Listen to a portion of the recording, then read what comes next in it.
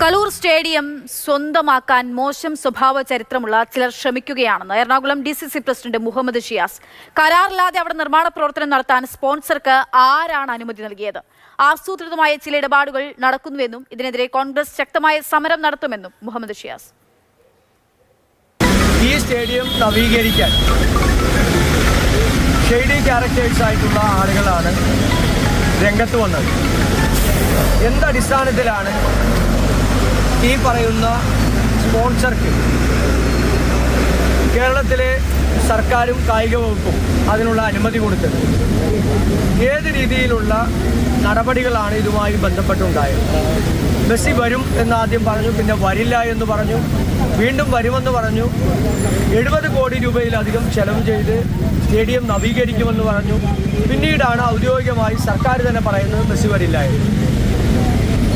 Jawaharlal Nehru stadium ആസൂത്രിതമായി സ്വന്തമാക്കാനുള്ള ശ്രമമാണ് ഇതിൻ്റെ സ്പോൺസർഷിപ്പ് നേടിയിട്ടുള്ള ആളുകൾ ഇന്ന് നടത്തിക്കൊണ്ടിരിക്കുന്നത്.